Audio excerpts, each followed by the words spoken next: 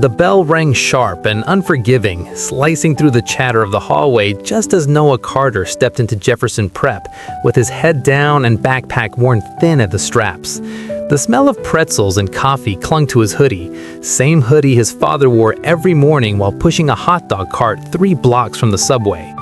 Noah didn't notice the whispers at first. He never did. But today they were louder, crueler, almost intentional. "Hey Noah," someone called out behind him. "Did you bring lunch or are you selling it?" Laughter bounced off the lockers like it belonged there. Noah kept walking. He always did. Because reacting only made it worse. Because if he ignored them long enough, maybe they'd get bored. They never did. In homeroom, the teacher paused while taking attendance. "Noah Carter?" she asked. "Here," he said quietly. A boy in the back muttered, "Present and available for catering." More laughter. Even a few kids who usually stayed silent joined in. The teacher sighed but said nothing. That hurt more than the joke. Noah wasn't dumb. He knew why it happened. He knew his shoes were scuffed, his phone outdated, his clothes always smelled faintly of grilled onions no matter how much detergent his mom used. He knew his father, Marcus Carter, stood on the same street corner every day, rain or shine, flipping hot dogs for strangers who barely looked at his face. In this school, where parents were lawyers, surgeons, CEOs, that made Noah invisible at best, a target at worst. But what none of them knew was how hard Noah worked. Nights at the library, free online courses, old test prep books borrowed and returned with care. He had dreams bigger than the lunch cart, bigger than the city, and today was supposed to matter. At lunch, the guidance counselor had posted the shortlist for the Horizon Scholars Program, a full ride, tuition, housing, everything. Only one student from Jefferson Prep would be selected for final review. Noah stood near the bulletin board, heart pounding, scanning names. Before he could read a single line, a hand shoved him aside. "Move, some of us actually have a chance." Laughter followed, bouncing off the lockers like it belonged there. Noah kept walking. He always did. Because reacting only made it worse. Because if he ignored them long enough, maybe they'd get bored. They never did. As he turned away, defeated, the guidance counselor's office door opened behind him. "Excuse me," she said, her voice sharp and urgent. "Noah Carter, don't leave. There's been a mistake." And before he could ask what kind, she added something that made his stomach drop. "The scholarship committee just requested to meet you personally, today." Noah froze where he stood, the hallway noise rushing back into focus as if someone had turned the volume up all at once. A few students nearby went quiet, their curiosity sharpening the air. Personal meeting? That wasn't how Horizon Scholars worked. Everyone knew that. You applied, you waited, and months later you got a letter, if you were lucky. The guidance counselor, Miss Reynolds, gestured him into her office. "Now, Noah, please." As the door closed behind them, the chaos outside faded, replaced by the low hum of the air conditioner and the faint smell of printer ink. Miss Reynolds looked unusually tense. She didn't sit, she paced. "I need you to understand something," she said carefully. "This doesn't mean you've been selected. Not yet." Noah nodded, his hands clenched in his sleeves. "I get it." "But," she continued, lowering her voice, "this request came directly from the founder's office." That made his chest tighten again. The founder was a myth at Jefferson Prep. No interviews, no photos, no social media. Just a name attached to one of the most generous private scholarships in the country. "They want to meet me?" Noah asked in disbelief. "Yes." And, she added, they were very specific. They asked for you. No substitutes, no delays. Miss Reynolds slid a card across the desk, a sleek logo, an address downtown, and the time, 4:30 p.m. today. Noah stared at it. "I can't," he said without thinking. "I have to be home by 5, my dad." "Your father will understand," she interrupted gently. "This could change everything." Change everything? The word sounded dangerous, like hope. By the time Noah left the office, the rumor mill had already exploded. Whispers followed him down the hallway. Why'd they call him in? I heard he begged. Probably a pity thing. Someone snapped a photo as he passed. Someone else laughed. Noah didn't look up. He just walked. After school, he took the bus downtown instead of home. The city looked different through the window. Taller, colder, more important. He checked the address twice, then 3 times before stepping off. The building was nothing like he expected. No giant logo, no marble steps, just a renovated brick structure with frosted glass doors. Inside, a receptionist smiled politely. "Noah Carter?" "Yes," he said, surprised. "You're expected." That word again. She led him into a waiting room where the walls were covered in framed photos, not of donors, not of galas, of students, kids like him, smiling on campuses across the country. Before Noah could study them, a door opened. A man in a tailored suit stepped out, glancing at a tablet. "Noah Carter," he said, then paused, studying his face. Something unreadable crossed his expression. "Come with me."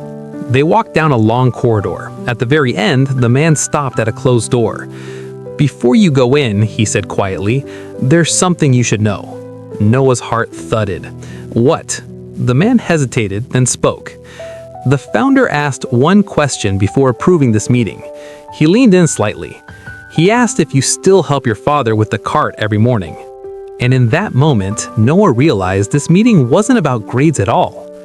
Noah's mind raced as the door opened. How could they know about the cart? He never written about it in his application. He hadn't mentioned it to teachers. It was the part of his life he tried hardest to keep separate. The office inside was simple. Too simple for someone who funded one of the largest private scholarships in the country. A wooden desk, 2 chairs, no awards, no photos. Just a wide window overlooking the city, and a man standing beside it with his hands clasped behind his back. He turned slowly. Noah's breath caught. The man was older, maybe late 50s, with salt and pepper hair and deep lines around his eyes. He wasn't intimidating, but there was something steady about him, something that made the room feel smaller the moment he spoke. "You're Noah Carter," he said. "Yes, sir." "Sit." Noah did, his palms damp. The suited man quietly stepped out and closed the door behind them, leaving Noah alone with the founder. "I'm Daniel Whitmore, the founder of the Horizon Scholars Program." Noah nodded, unsure what to say. Daniel studied him for a long moment. Not his clothes, not his shoes, his face, like he was looking for something familiar. "Do you help your father with his food cart?" Daniel asked. Noah hesitated. This felt like a trick. "Yes, every morning, and some evenings." Daniel nodded slowly. "Why?" "Because he needs me." Then, after a pause, "Because I'm proud of him." Something shifted in Daniel's expression. He leaned back, exhaling through his nose.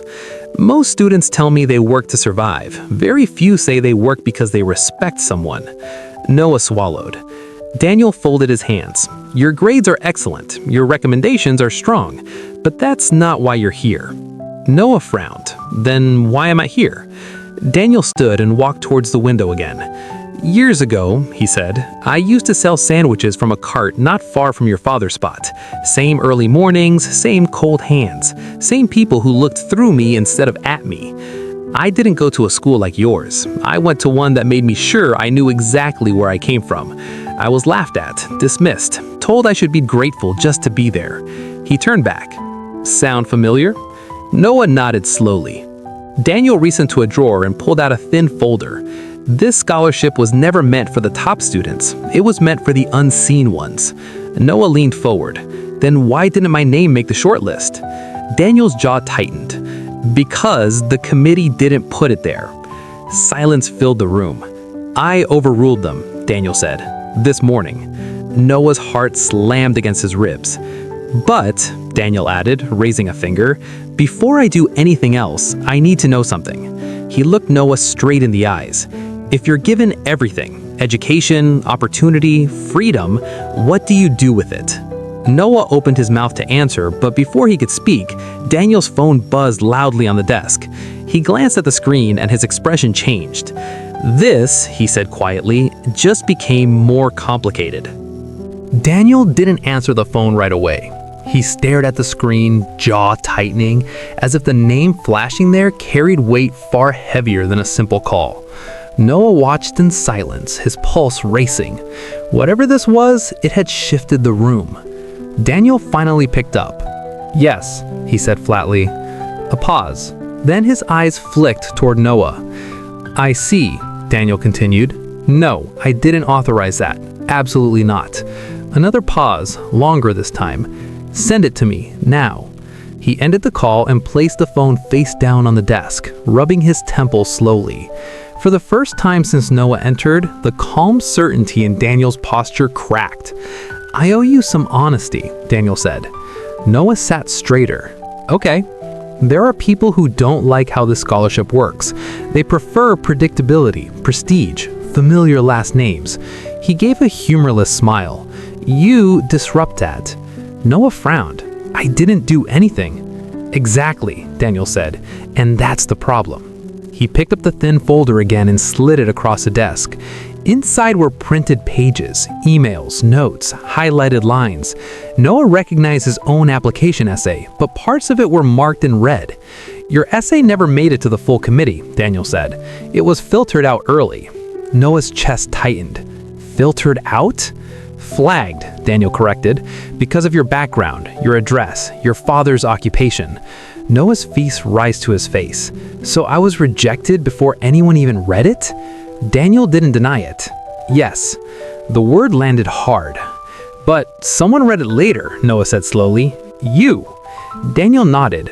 "I review a small number of discarded applications every year, ones that don't fit the usual pattern." He tapped the page. "Yours stood out." Noah clenched his fists. "Then why am I still here? If you can overrule them, why not just give me the scholarship?" Daniel's gaze sharpened. "Because the same people who tried to erase you are now paying attention." He turned his phone back over and slid it toward Noah. On the screen was an email thread. Subject line, "Special Review, Carter, Noah." At the bottom was a message sent just minutes ago.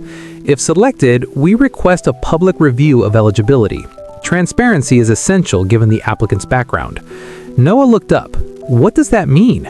"It means," Daniel said carefully, "they want to put you on display. Question your worth, your family, your place." He leaned in, not privately, publicly. Noah's throat went dry. "They're betting you'll walk away," Daniel continued, "that the pressure will be too much." Silence stretched between them. Daniel stood and extended his hand, not to shake, but to gesture toward the window, the city far below. "I can protect you, or I can let you face them. But if you choose the second option, everything changes." Noah's voice came out steady, surprising himself. "Changes how?" Daniel's eyes locked onto his. "Because the moment you say yes, your father becomes part of this story too." Noah's first instinct was to say no, not because he was afraid for himself, but because of his father. Marcus had already endured enough sideways looks, enough whispered jokes from customers who thought he couldn't hear. Dragging him into something public, something judgmental, felt cruel. "My dad didn't sign up for this," Noah said quietly. Marcus nodded, as if he had expected that answer. "Neither did mine," he said, "but the world doesn't ask permission before it judges." Noah stared at the city below, cars crawling like ants, people rushing to places that probably didn't include a food cart at dawn. "What happens if I walk away?" he asked. Daniel didn't hesitate. "You go back to school tomorrow, they keep laughing, the committee congratulates itself on maintaining standards, and nothing changes. And if I don't? Then they'll test you," Daniel said. "Publicly. They'll question your merit. They'll question whether opportunity is being wasted on you." Noah exhaled slowly. He thought of his father waking him up before sunrise, pressing a warm cup of coffee into his hands, pretending not to notice when Noah's fingers cracked from the cold. He thought of his mother sewing buttons back onto the same coat year after year. He thought of the laughter in the hallway. "When?" asked Noah. Daniel's eyes narrowed slightly. "Tomorrow." The word hit harder than expected. "A review panel," Daniel continued, "broadcasts internally to partner schools and donors, faculty, committee members. They'll ask about your academics, your background, your family." Noah nodded. "And my dad?" Daniel hesitated. "They may ask to meet him." Noah closed his eyes for a brief moment. Then he opened them. "I'll do it," he said. Daniel studied him. "Be sure." "I am," Noah replied, "because if they're going to judge us anyway, I'd rather they hear the truth." For the first time, Daniel smiled, just slightly. "That's exactly what I hoped you'd say." That evening, Noah rode the bus home in silence. The city lights flickered on as dusk settled in. When he reached the apartment, the smell of grilled onions greeted him before he even opened the door. Marcus was at the small kitchen table, counting change into neat piles. He looked up. "You're late," he said gently. Noah swallowed. "Dad, I need to tell you something." Marcus listened without interrupting as Noah explained everything. The meeting, the scholarship, the review, the risk. When Noah finished, the room was quiet. Finally, Marcus laughed softly. "They want to judge me for selling food?" he said. "Let them. I've been judged my whole life." Noah frowned. "You're not mad?" Marcus reached across the table and squeezed Noah's hand. "I'm proud," he said, "no matter what happens tomorrow." The next day, Noah sat alone in a polished conference room, a camera pointed directly at him. Faces filled the large screen on the wall, dozens of them, some curious, some skeptical, some already decided. A woman's voice came through the speaker. "We'll begin with a simple question." Noah straightened. "Why do you believe you deserve this scholarship?" Noah opened his mouth to answer. And that's when the door behind him opened unexpectedly. Noah's words caught in his throat as the door swung wide. In stepped Marcus, his father, carrying nothing but a worn canvas bag and the quiet confidence of someone who spent decades on the streets but never backed down. Heads turned. Whispers spread through the room like wildfire. A few committee members exchanged surprised glances. Others masked judgment with polite curiosity. Noah's chest tightened. He hadn't expected his father to come. He hadn't even been sure he could come. But Marcus walked to the seat beside Noah and nodded, as if to say, "I've got you." The lead panelist cleared her throat. Mr. Carter," she said carefully, "are you Noah's father?" Marcus nodded. "Yes." His voice was calm, but carried a resonance that made the room lean in. "I run a small food cart downtown. Nothing fancy, just enough to keep us going." A few snickers erupted from the back, but Marcus didn't flinch. He continued, "And I've taught my son to work hard, to stay honest, and to respect every person he meets. That's why he's here today." Noah blinked, surprised by the quiet authority in his father's tone. He realized he'd never truly seen his father in a moment like this. Before, he'd always been someone behind the cart, invisible to the world. But here, standing among people who thought success could only come in designer suits and Ivy League degrees, Marcus was undeniable. The lead panelist scribbled something in her notes, then looked up. "Noah, why should we grant you the scholarship?" Noah inhaled deeply. For the first time, the rehearsed lines he had practiced all night felt small and insufficient, but he didn't hesitate. "Because my father taught me the value of hard work and respect, because I know what it's like to be invisible, to have people assume you don't belong, and because I won't just take this opportunity, I'll make it count. For me, yes, but also for everyone who's been told they're not enough." A murmur ran through the room. One panelist whispered to another, but Noah didn't look away. He saw the subtle nods, the raised eyebrows, the recognition in some eyes that maybe, just maybe, they had underestimated him. Marcus placed a hand on Noah's shoulder. "And if you grant him this opportunity," he added, "you'll see a young man who won't just succeed for himself, he'll lift others along the way. That's the only way worth succeeding." Noah's heart raced. He had expected judgment, ridicule, maybe even dismissal. Instead, he felt the energy in the room shift, just slightly, like the air before a storm breaks. The panelist cleared her throat again, her voice quieter this time. "Thank you, Mr. Carter. Thank you, Noah." Then, just as Noah allowed himself a moment of relief, the door opened once more, and the last person he expected to see stepped in. A familiar figure in an impeccable suit, a faint smile curling at the edge of his lips. Daniel Whitmore. And in that moment, Noah realized the meeting was far from over. Daniel's presence changed the energy in the room instantly. Everyone straightened, as if the room had shifted on its axis. He didn't speak at first, just watched Noah and Marcus with a measured gaze, like a sculptor inspecting a work in progress. Finally, he spoke. "Noah, Marcus, thank you for coming. I see you've already made an impression." His tone was calm, almost playful, but his eyes held something sharper, calculation. Noah swallowed. I hope so, sir." Daniel smiled faintly. "Hope is good. Confidence is better. But let me be honest, this isn't just about grades, or essays, or even hard work."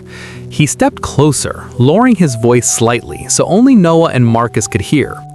"It's about resilience, about integrity, about standing tall when everyone else wants to make you small." Marcus nodded slightly, proud, but Noah felt a pang of anxiety. There was more coming. Daniel's gaze flicked toward the panel. You see, some of you have made assumptions about what it means to succeed, about what kinds of families deserve opportunity. He turned back to Noah.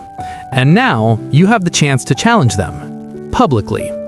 Noah felt his stomach twist. Challenge them?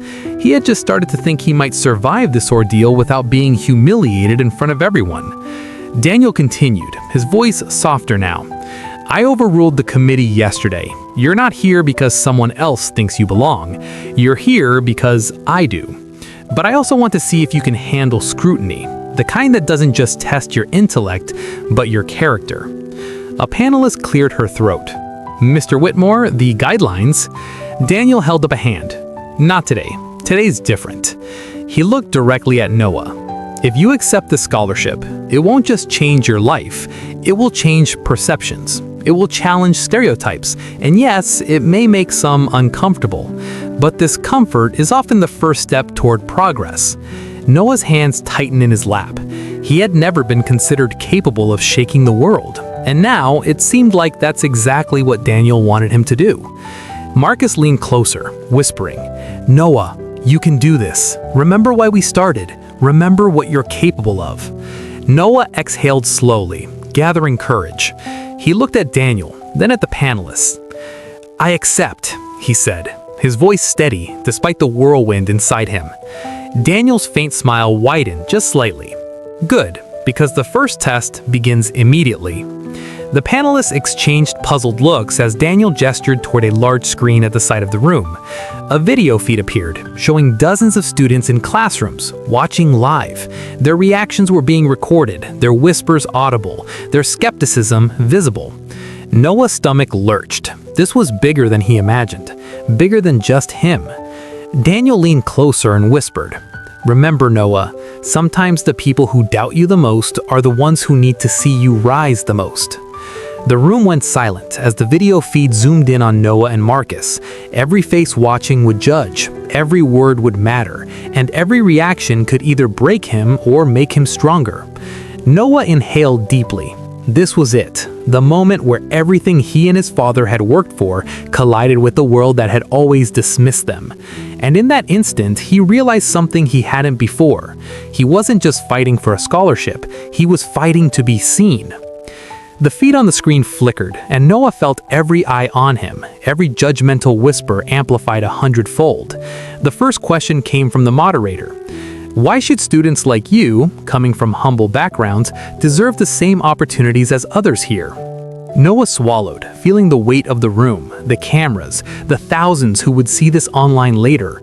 He glanced at Marcus, whose calm presence steadied him. Then he took a deep breath. Because opportunity doesn't discriminate. It isn't earned by where you live, how much money your family has, or what people think of you. It's earned by what you do with it. And I promise I won't waste this chance. Not for me, not for my father, and not for anyone who's been told they're not enough. The screen showed reactions from students, some nodding, some frowning, some whispering to each other. Noah felt the pressure, but he felt something else too. Power. The power of being honest, of standing tall, of refusing to shrink. Then Daniel stepped forward. Noah, the next question is a little harder. What would you do if this opportunity made others uncomfortable? What if they doubted you, mocked you, or tried to discredit your achievements? Noah's eyes flicked to Marcus, who smiled faintly. Then I'd keep going, he said firmly, because progress isn't comfortable. If you're only taking the easy path, you're not changing anything. I'll work harder, I'll prove them wrong, and I'll do it with my head up, not by trying to be someone I'm not. A murmur ran through the panel. Even Daniel's eyes shone with approval. The moderator leaned in for a last question. And your father, how has he influenced who you are today? Noah looked at Marcus, really looked, and felt a swell of pride. Everything I am, I owe to him. He showed me the value of hard work, honesty, and respect. He showed me that dignity isn't measured by wealth or status, it's measured by character. And whatever I achieve, he deserves to share that with me. The room went silent. Not the nervous, judgmental silence of before, but a silence of awe, of realization. Noah had flipped the narrative. The boy who had been mocked for being a street vendor's son had become the voice everyone was listening to. Daniel clapped softly, then turned to the panelists. "You've seen him. This is why he belongs here, not just because of grades, but because of courage." The panelists nodded, some reluctantly, some inspired. Then Daniel smiled at Noah. "Welcome to Horizon Scholars. You've earned this, not just because of talent, but because of being unafraid to be yourself in a world that often demands otherwise." Noah's chest tightened. Relief, triumph, and something deeper, a sense that he had finally stepped out of the shadows. Marcus squeezed his hand, whispering, "You did it, son. We did it." As the camera stopped recording, Noah realized the world had finally seen them both. Not as a joke, not as a caricature, but as a family who had refused to be invisible. And for the first time, he felt truly, undeniably seen. Because sometimes the people who humiliate you don't know. They're creating the stage for your greatest victory. The city outside gleamed in the late afternoon sun, and Noah knew this was only the beginning.